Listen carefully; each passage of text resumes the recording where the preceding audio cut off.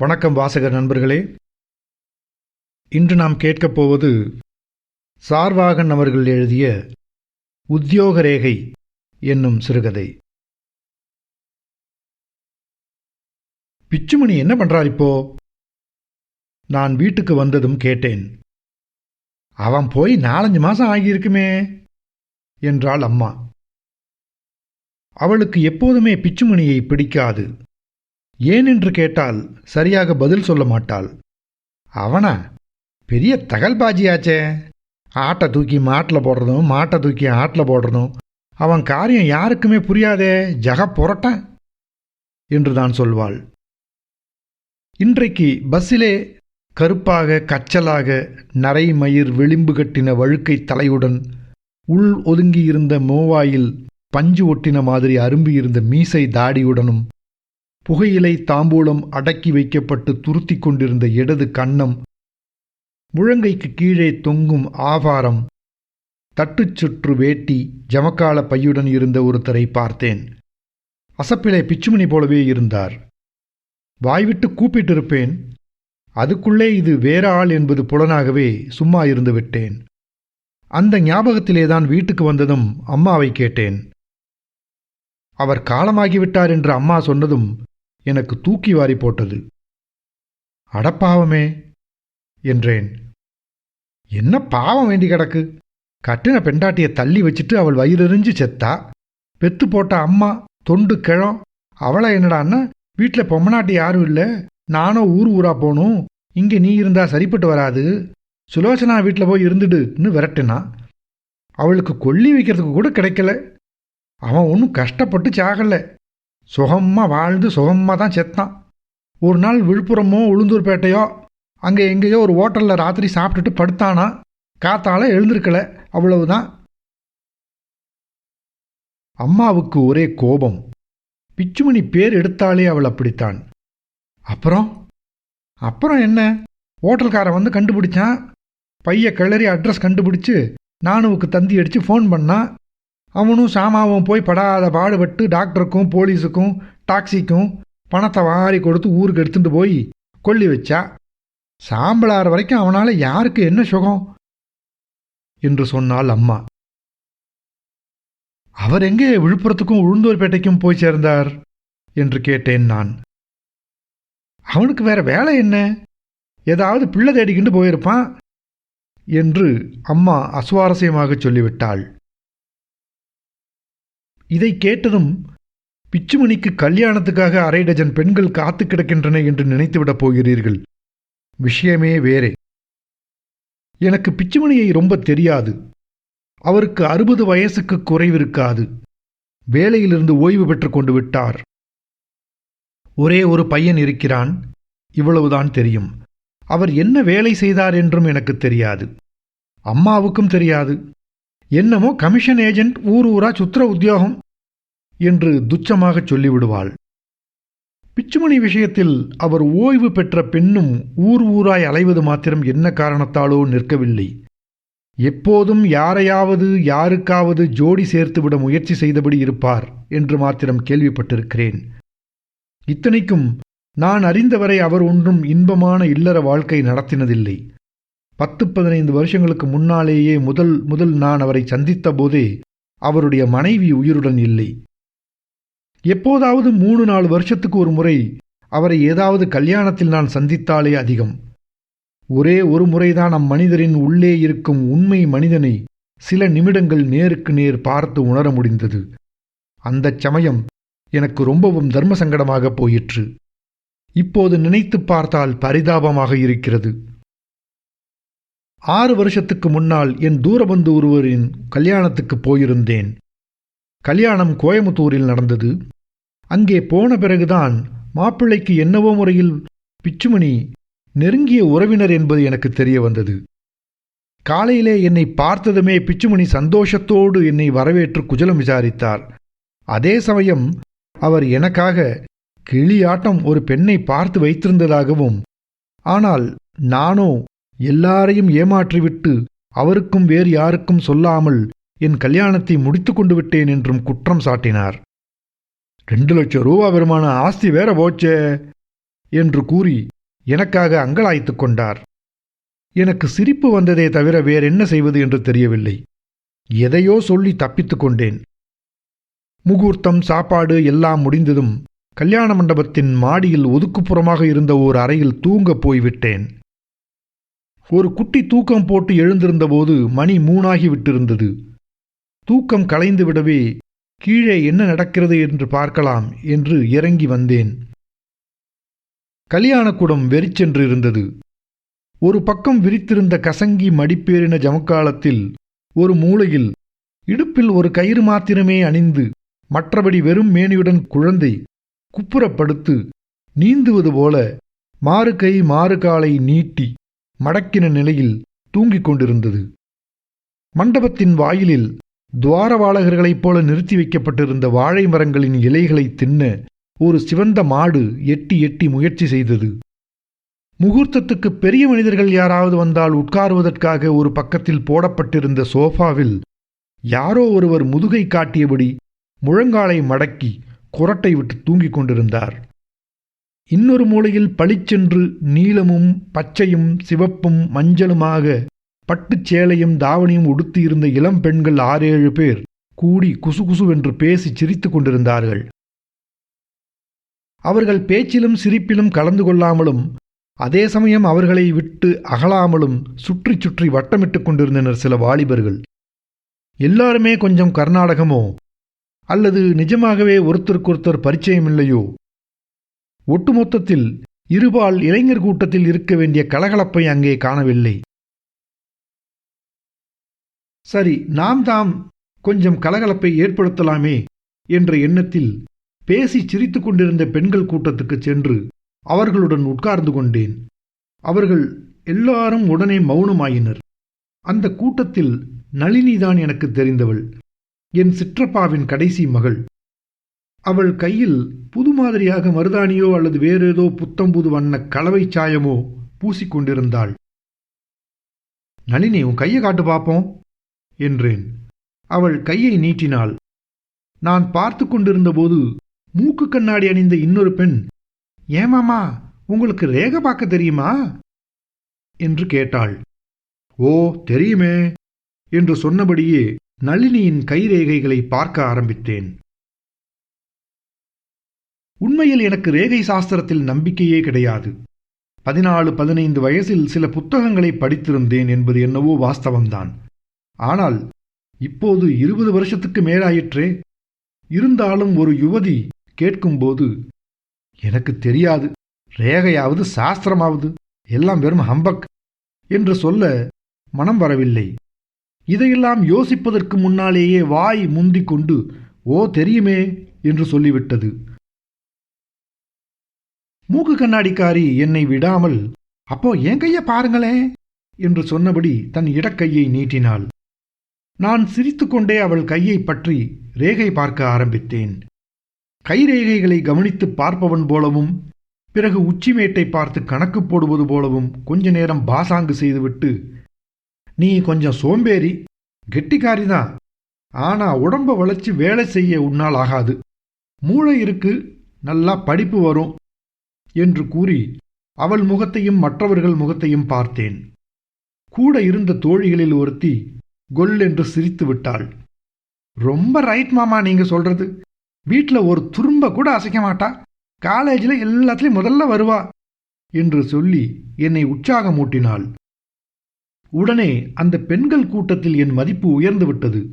நாணி கோணி கொண்டிருந்த பெண்களும் தங்கள் கைகளை நீட்டி என்னை ரேகை பார்க்கச் சொல்லவே எனக்கும் குஷி பிறந்துவிட்டது.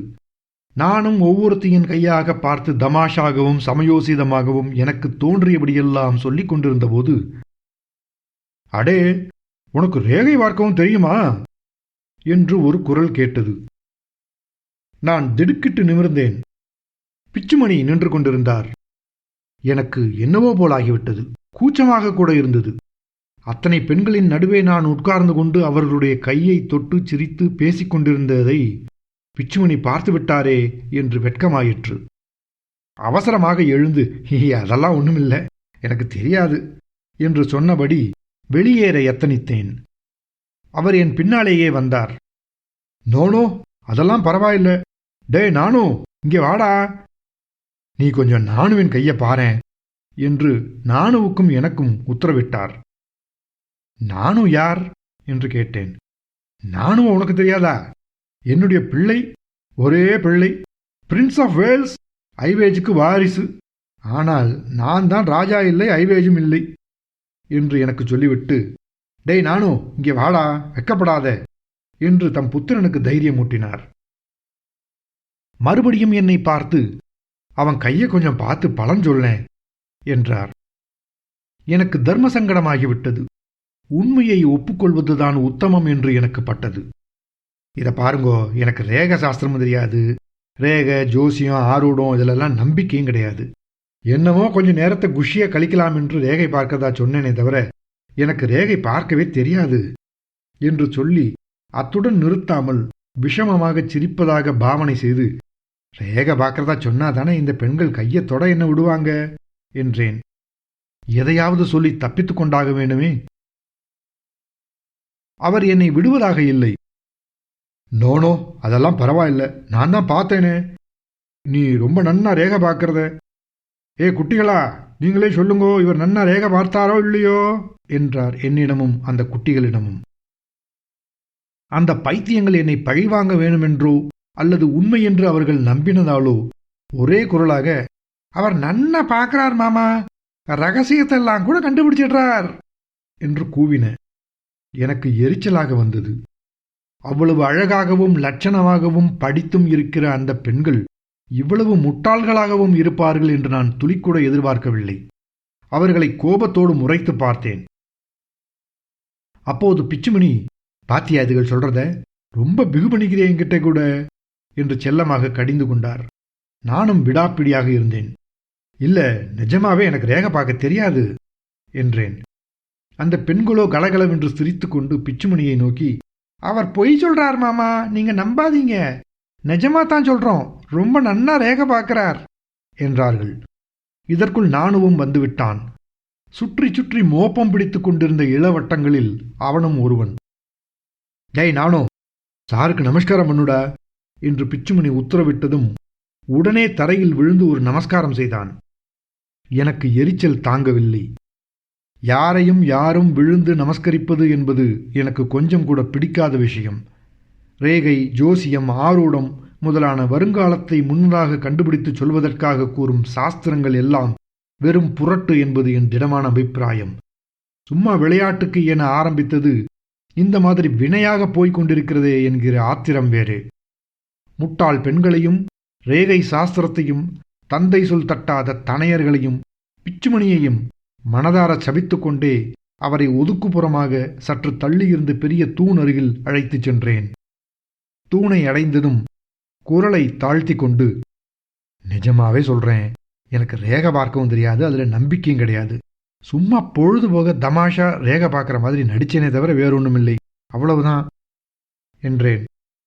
நான் பேசி முடிப்பதற்குள் அதை காதில் வாங்காமலேயே பிச்சுமணி, அதெல்லாம் பரவாயில்லைனா, நீ பார்க்குற அளவு மற்றவ பார்த்தாலே போதுமே, அதுவே யதேஷ்டம்.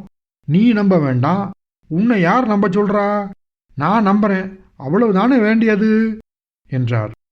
மேலும் தொடர்ந்து, எனக்காக அவன் கையை பாரேன் ப்ளீஸ் என்றார். என்னை விட இவ்வளவு பெரியவர் இவ்வளவு தூரம் வற்புறுத்தும் போது இன்னும் மறுத்தால் நன்றாயிராது என்றுதான் எனக்கு பட்டது. வேறு என்ன செய்வதென்றும் எனக்கு தெரியவில்லை. சரி என நான் ஒத்துக்கொள்ள அவரும் நானுவுமாக மீண்டும் கூடத்தின் மத்தியில் வந்தோம். நானோ, சார்கிட்ட கையை காமே என்று பிச்சுமணி தன் குமாரனுக்கு உத்தரவிட்டார். நான் எரிச்சலோடு நானுவை பார்த்தேன். பலியாடு போல தலை குனிந்து மௌனமாக தன் கையை நீட்டினான். அவன் சோளக்கொள்ளை பொம்மை போல் இருந்தான் என்று சொல்ல வந்தேன். யோசித்து பார்த்தால் அது பொருத்தமில்லை என்று படுகிறது. அதுக்கு உருண்டை முகமும் புசு புசுவென்று வைக்கோல் திணித்த உடம்புமாக அல்லவா இருக்கும். நானும் அப்படி இல்லவே இல்லை.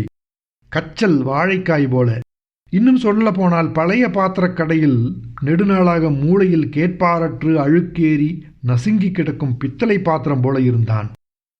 ஆனால் குண்டாக இல்லை, அவ்வளவுதான்.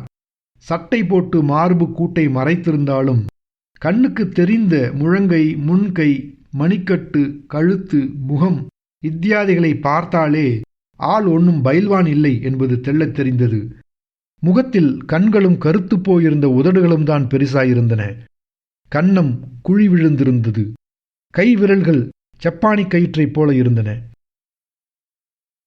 அவன் கையை வாங்கியபடியே கடைசி முறையாக பிச்சுமணியை பார்த்து, நிஜமாவே எனக்கு தெரியாது என்றேன்.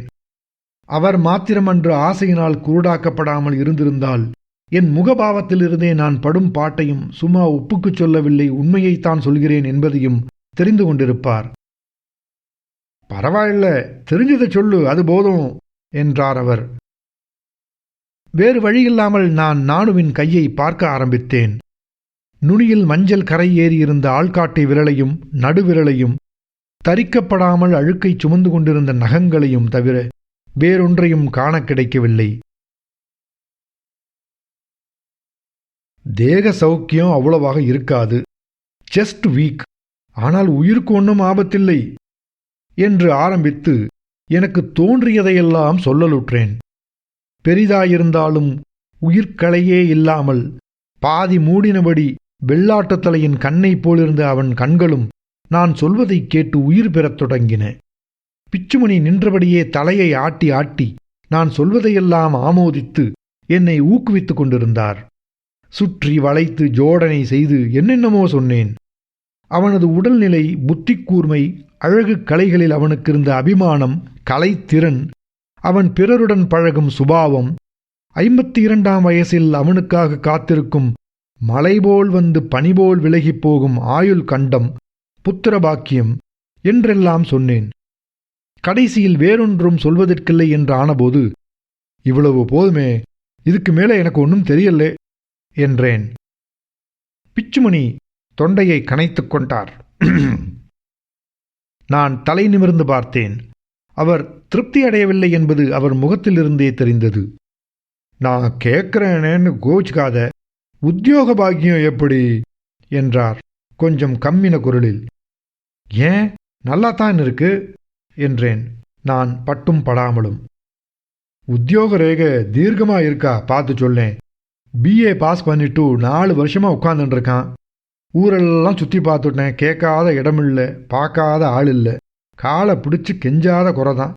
எவனும் இப்போ வா அப்போ வான்னு சொல்லி கடைசியில் கையை விரிச்சு விட்றானே தவிர உருப்படியாக ஒரு பியூன் வேலை கூட போட்டு தர மாட்டேங்கிறான். இவனுக்கோ சமத்து போதாது. டவாளி போடுற ஜாதியில் பிறந்துட்டு எனக்கு இந்த வேலை வேண்டாம், நான் அங்கே போய் அவனை பார்க்க மாட்டேன்னு சொல்ல முடியுமோ? வீட்டிலேயே உட்காந்துருந்தா எவன் கூப்பிட்டு இந்தா வேலைன்னு கொடுப்பான்? நாம் நம்மால் ஆனது அத்தனையும் செய்ய வேண்டாமோ? அது இவனுக்கு தெரியலை, அதான் கேட்குறேன் என்று சொல்லிவிட்டு தோள் துண்டால் கழுத்து பிடியை துடைத்து விட்டு கொண்டார். ரேகை பார்க்கறது ஜாதகம் பார்க்குற மாதிரி இல்லை. உத்தியோகத்துக்குன்னு தனியாக வேற ரேகை கிடையாது. இருக்கிற ரேகைகளை கொண்டு நாமே ஊகிச்சு தெரிஞ்சு கொள்ளணும் என்று ஆரம்பித்தவன் என்ன பேசுகிறோம் என்பதை உணர்ந்தவுடன் நிறுத்தி கொண்டு மௌனமாக அவனுடைய வற்றிப்போன கையில் ரேகைகளில் ஏதோ பொக்கிஷம் ஒளிந்திருக்கிற மாதிரி தேட ஆரம்பித்தேன். என்ன தேடுகிறேன் என்பதை தெரிந்து கொள்ளாமலேயே. நாய் வேஷம் போட்ட பிறகு குறைக்க வெட்கப்பட்டு என்ன செய்வது? சும்மா ஒரு நிமிஷம் இந்த மாதிரி தேடிவிட்டு பிறகு, இப்போ வயசு சரியா என்ன ஆகிறது என்று கேட்டேன். அது என்னவோ மிக முக்கியமான விஷயம் போல. 24 முடிஞ்சு 25 நடக்கிறது. இன்னும் 3 மாசத்துல 25 முடிஞ்சிடும் என்றான் நானும். இந்த ரேகை பார்க்கும் நாடகம் ஆரம்பத்திலிருந்து அவன் இப்போதுதான் முதல் முறையாக வாயை திறந்து பேசினான். அவன் குரலை கேட்டதும் எனக்கு தூக்கி வாரி போட்டது. அசாதாரணமான கட்டை குரலில் அவன் பேசினான். அவன் வாயை திறந்ததும் குப்பென்று வீசிய நாற்றத்தை விட அவனுடைய கட்டை குரலில் இருந்த பெரும் ஆர்வமும் பெருந்தாகமும் என்னை சங்கடத்தில் ஆழ்த்தி துக்கம் கொள்ளச் செய்தன.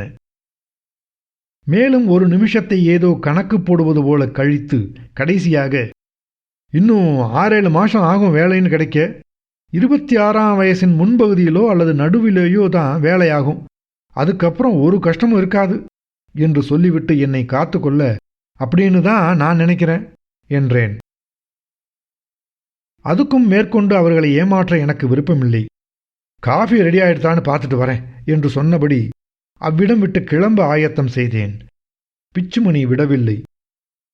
நோனோ, நானுவை பார்த்துன்னு வர சொல்கிறேன் என்று என்னிடம் சொல்லிவிட்டு, டே நானு, காப்பி ஆயிடுத்தான்னு பார்த்துட்டு ஸ்ட்ராங்காக 2 கப் இங்கே அனுப்பி வை என்றார் நானுவிடம். அவனும் சரி என்று தலையாட்டி விட்டு சென்றான். ரேகை பார்ப்பது என்பது வெறும் விளையாட்டாக இல்லாமல் சீரியஸாக போய்விடவே இங்கிருந்த குட்டிகளும் ஒருத்தராக நழுவி விட்டிருந்தனர். குப்புறப்படுத்து தூங்கிக் கொண்டிருந்த குழந்தையை விட்டால் அந்த பரந்த கல்யாண மண்டபத்தில் நானும் பிச்சுமணியும் தான். அவர் சுற்றும் முற்றும் ஒருமுறை பார்த்துவிட்டு என் 2 கைகளையும் பிடித்து கொண்டார். உனக்கு எப்படி உபச்சாரம் சொல்றதுன்னே தெரியல. நானுவுக்கு சமத்து போராது. என் மாதிரி இடிச்சு பூந்து வேலையை முடிச்சுக்கிற சாமர்த்தியம் கிடையாது. எனக்கோ ஹார்ட் வீக் ஆயிட்டு இருக்கு. நாளைக்கே டப்புன்னு நின்னாலும் நின்னுடும், இல்லை 10 வருஷம் ஓடுனாலும் ஓடும். ஒன்றும் சொல்றதுக்கு இல்லைன்னுட்டான் டாக்டர். இவனை பற்றி தான் எனக்கு எப்பவும் கவலை. நான் இருக்கிறப்பவே ஒரு நல்ல வேலையை பார்த்து அமர்த்தலைன்னா நான் போனப்புறம் இவனுக்கு வேலையே கிடைக்காது. இந்த வருஷத்துக்குள்ளேயே நிச்சயமாக நல்ல ஒசத்தி வேலை கிடைக்கும்னு நீ சொன்னது என் வயிற்றுல பாலை வாத்த மாதிரி இருக்கு. நீ தீர்காயுசம் சுக சௌக்கியத்தோடு நன்னா வாழணும் என்று தொண்டை தழுதழுக்கச் சொன்னார். எனக்கு அங்கு இருக்க பிடிக்கவில்லை. 1 நிமிஷம், இதோ வந்துட்டேன் என்று சொன்னபடி அவசரமாக எழுந்து ஏதோ இவ்வளவு நேரம் மறந்திருந்தது திடீரென்று ஞாபகம் வந்தாற் போல பாவனை செய்து அவ்விடம் விட்டு வேகமாக போய்விட்டேன். அதன் பிறகு அங்கே இருந்த சில மணி நேரங்களை அவர் கண்ணில் படாமல் ஒதுங்கி பதுங்கி கழித்து விட்டேன். இப்போது அவர் கண்காணாத இடத்தில் அனாதை போல ஒரு ஹோட்டல் அறைக்குள் செத்து கிடந்தார் என்று கேள்விப்பட்டபோது எனக்கு உண்மையிலேயே பரிதாபமாக இருந்தது.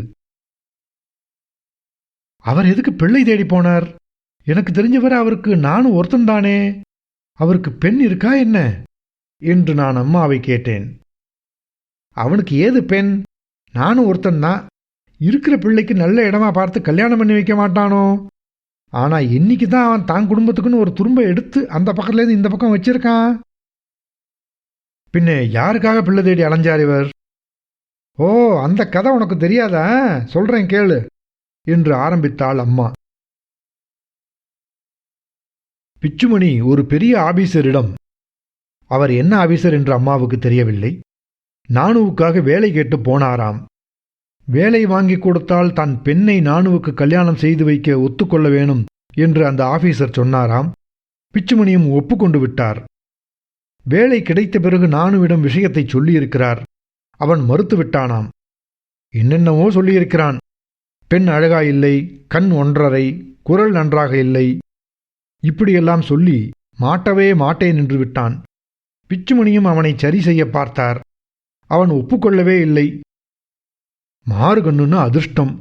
உனக்காக தேவலோகத்திலிருந்து ரதி கிடைப்பாளா? நீ என்ன மன்மதன் நினைப்போ? நீ சொல்ற மாதிரி பார்த்தா உலகத்திலேயே பாதி பெண்கள் கன்னியாஸ்திரியா இருந்துட வேண்டியதுதான் என்றெல்லாம் சொன்னாராம். அவன் கேட்கவில்லை. கடைசியாக தன் வாக்கை காப்பாற்றுவதற்காகவாது ஒத்துக்கொள்ளச் சொன்னாராம். அதற்கு நானும், இது என்ன சினிமான்னு நினைச்சிட்டியா அப்படியெல்லாம் செய்ய? எப்படியாவது சொன்ன வாக்கை காப்பாற்றணுமானா நீயே அந்த பெண்ணை கல்யாணம் செய்துக்கோ என்று சொல்லிவிட்டானாம். பிச்சுமணி அந்த ஆபீசரிடம் போய் மன்னிப்பு கேட்டுக்கொண்டு, உங்க பொண்ணுக்கு நல்ல பிள்ளையாக தேடி கல்யாணம் செய்து வைக்காம நான் என் வீட்டு வாசப்படி ஏற மாட்டேன் என்று சபதம் செய்து கொடுத்தாராம். அதன் விளைவாகத்தான் சென்ற 5 வருஷங்களாக அவர் அந்த பெண்ணுக்காக வரன் தேடி ஊர் ஊராக அலைந்து கொண்டிருந்திருக்கிறார். அவனை 3ஆம் வருஷம் ராமு கல்யாணத்தில் பார்த்தப்போ இதெல்லாம் சொன்னான். அவனுக்கு ஆதி நாளிலேருந்து ஊர் ஊராக சுற்றி பழக்கம். ரிட்டையர் ஆனப்புறமும் அலையிறதுக்கு இது மாதிரி ஒரு ஷாக்கு, அவ்வளவுதான். வேலை கொடுத்தா போதும்னு இவனே ஏதாவது சொல்லிவிட்டு பின்னால் அவஸ்தப்பட்டிருப்பான்.